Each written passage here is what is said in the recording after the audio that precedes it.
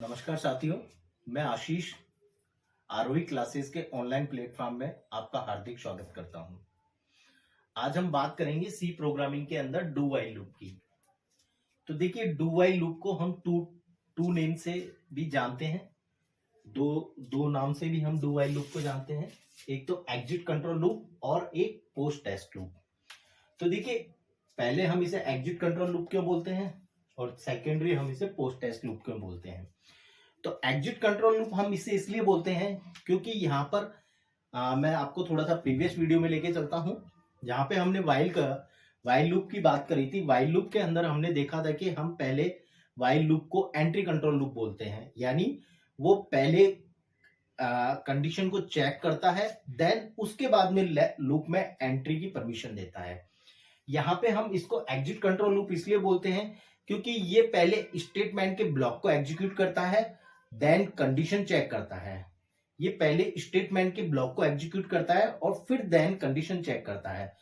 जैसे ही अगर condition true होती है तो ये हमें अगेन दोबारा लूप के अंदर जाने की परमिशन देता है, नहीं तो ये लूप से बाहर निकल जाता है। कंडीशन फॉल्स होने पर ये लूप से एग्जिट कर जाता है। पोस्ट टेस्ट लूप, तो वाइल लूप के सिमिलर मैंने वहां पे आपको बताया था कि वाइल लूप को हम प्री टेस्ट लूप भी बोलते हैं। प्री टेस्ट लूप यानी पहले वो परमिशन देगा, देन उसके बाद में लूप में एंट्री देगा।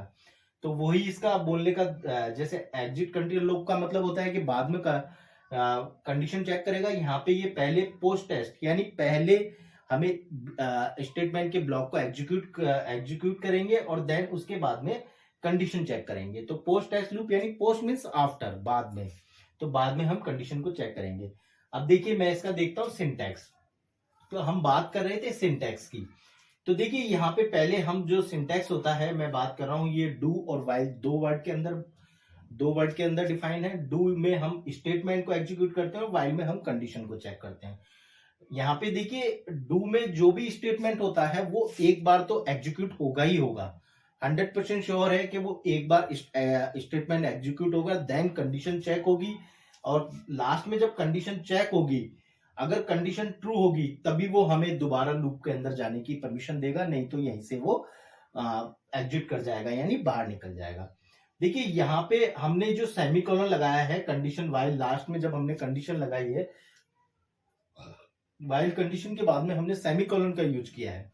इस सेमीकोलन का यूज करना हमें कंपलसरी है। अगर हम यहाँ पे सेमीकोलन का यूज नहीं करेंगे तो हमारा स्टेटमेंट, हमारा जो लूप है वो नहीं चलेगा।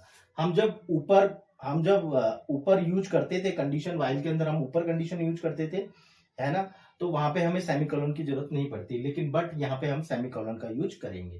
ठीक है, नेक्स्ट हम अब देखिए, इस वाइल लूप को मैं आपके सामने एक प्रोग्राम के जरिए समझाने की कोशिश करता हूं कि एक छोटा सा प्रोग्राम है 1 to 10 नंबर प्रिंट कराने का, कि 1 से 10 नंबर आपको प्रिंट कराने हैं डू वाइल लूप में। डू वाइल लूप के अंदर 1 से 10 नंबर प्रिंट कराने हैं। तो देखिए, यहाँ पे मैंने एक इंटीजर टाइप का फंक्शन बनाया है। यहाँ पे मैंने एक इंटीजर टाइप का प्रोग्राम बनाया है जिसके अंदर मैंने एक इंटीजर टाइप का वेरिएबल लिया है जिसका नाम है आई, और उसके अंदर मैंने एक वैल्यू असाइन की है 0।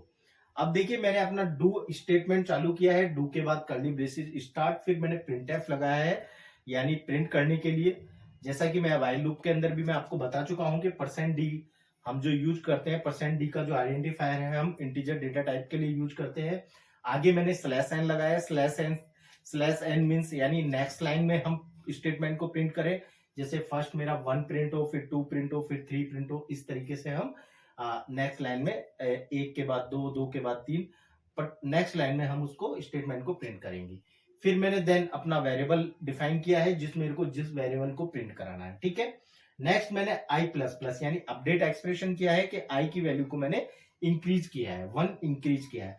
फिर देन मैंने लास्ट में कंडीशन अपनी लगाई है, लास्ट में कंडीशन लगाई है। तो देखिए, मैंने कंडीशन लगाई है i <10, i<10। यहाँ पे i की वैल्यू, यहाँ कंडीशन का मतलब है कि i 10 से छोटा है, i 10 से छोटा है या उसके इक्वल है। तो देखिए, मैं इस प्रोग्राम को थोड़ा सा समझाने की कोशिश करता हूं कि यहाँ पे फर्स्ट टाइम में मैंने i की वैल्यू ली है 0। मैंने फर्स्ट टाइम में i की वैल्यू ली है 0। अब देखिए, यहाँ पे मेरा जैसे ही प्रोग्राम चलेगा, डू स्टेटमेंट के अंदर आएगा, वो करेगा %d को। /n से, तो यहां तक मेरी वैल्यू क्या थी 0, यहाँ पे प्रिंट तक वैल्यू मेरी क्या थी 0। अब देखिए आगे जैसे ही वो आता है तो i प्लस प्लस हो जाता है, यानी एक वैल्यू इंक्रीज हो जाती है। i की वैल्यू 0 + 1 यानी 1, यानी यहाँ पे वैल्यू 1 हो जाती है। अब ये कंडीशन चेक करेगा कि i की वैल्यू 1 है, 1 < 10, यहाँ पे बिल्कुल condition is true, condition is true. तो देन वापिस से ये मेरा स्टेटमेंट में जाएगा, वापिस से डू स्टेटमेंट में जाएगा, और वापिस से ये कंडीशन पर जाएगा, डू स्टेटमेंट में जाएगा, और स्टेटमेंट में वापिस से ये i को प्रिंट करेगा। अब यहाँ पर i की वैल्यू क्या थी 1, क्योंकि यहाँ पे इंक्रीज हो चुकी है, यहाँ पे i की वैल्यू क्या आ गई 1, तो ये पहले ये 1 प्रिंट कराएगा, फिर देन वापिस से ये यहाँ पे इंक्रीमेंट करेगा।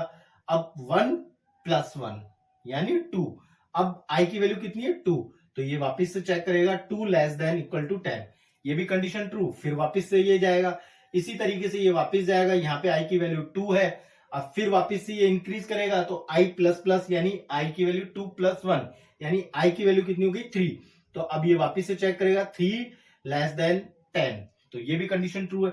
तो देखिए ये इस तरीके से ये 10 टाइम तक चलेगा। ये कितने टाइम तक चलेगा 10 टाइम तक, यानी जब तक ये कंडीशन 10 रहेगी जब तक ये चलेगा, और जैसे ये 10 से 11 हो जाएगी कंडीशन दैट इज फॉल्स, यानी ये एग्जिट हो जाएगा, बाहर निकल जाएगा, यानी ये लूप से बाहर निकल जाएगा। तो मेरा प्रोग्राम ये ऐसे ही बनेगा, और यहाँ पे ये प्रिंट होगा 1 2 3 4 5 6 7 8 9 10, इस तरीके से ये लूप चलता चला जाएगा। अब जैसे ही ये कंडीशन फॉल्स होगी और लूप वापस से इस प्रोग्राम को छोड़ के नेक्स्ट अगले प्रोग्राम को एग्जीक्यूट करने पे लग जाएगा। ठीक है, यहाँ पे मैंने आपको बताया था, व्हाइल लूप के अंदर भी समझाया था कि i प्लस प्लस यानी अपडेट एक्सप्रेशन। हाँ, यहाँ पे दो तरह के एक्सप्रेशन होते हैं हमारे पास में, एक तो अपडेट एक्सप्रेशन होता है, एक टेक्स्ट एक्सप्रेशन होता है। अपडेट एक्सप्रेशन में हम वैल्यू को इंक्रीज करते हैं, और टेक्स्ट एक्सप्रेशन में यानी हम वैल्यू कंडीशन चेक करते हैं, हमारी हमने जो कंडीशन लगाई है उस कंडीशन को चेक करते हैं।